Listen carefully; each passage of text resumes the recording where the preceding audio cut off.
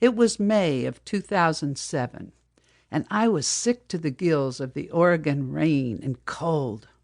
My son Ike had a little tour business in Lower Baja Sur, Mexico, and he wanted me to trek down there and keep an eye on his business for him. He'd started the business, Cerritos Beach Activities, with a guy named Jimmy who lived on the Baja. So far, the business proved to be nothing but a money drain, and my son hoped I could stop the leaks.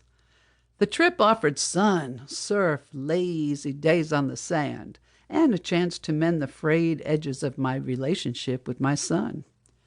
We hadn't been close for a number of years, and the wedge between us caused a sore spot in my life. The fact that he thought I could help fix the problems in his business flattered me. I wouldn't have to actually work. I would just organize and steer his partner Jimmy. Besides, if I were ever to have an adventure, I'd better get at it. Both my brothers were in such lousy health, they couldn't drag their fat asses across a room without leaning on a wall for support.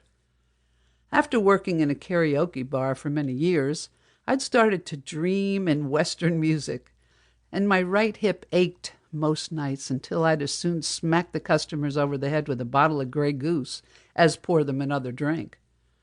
Truth is, I was bored to the point of wishing some drug-crazed maniac would bounce in and hold the place up, or an earthquake would flatten the building, or maybe a fire. My daughter and my friends called me nuts to consider going to Mexico, but I'd gone to Mexico a couple times to take equipment down for my son. I always felt marvelous lolling in the hot, dry desert air, so why the hell not? My buddy Muriel sold me her beat-up 1972 motorhome. Painted across the front and rear of it in big, flowing letters, blazoned the single word, fling.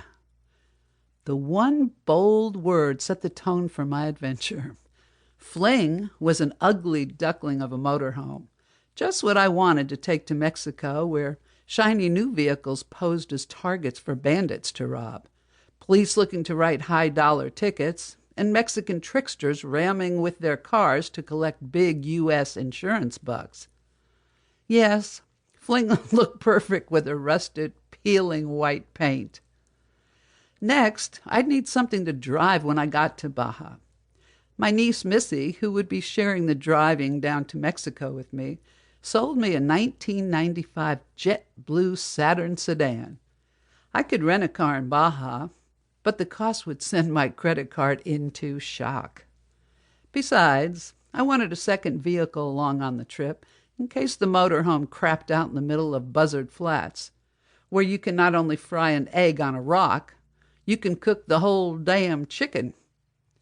I kissed the bar goodbye, sold my furniture and pretty much everything I owned. What I couldn't cram into the already bulging motorhome or jam into the trunk and backseat of the Saturn, which I dubbed Leo, got dumped at Goodwill. To keep listening to this audiobook, I've left you a link in the description so you can do it, at no cost thanks to Audible's 30-day free trial.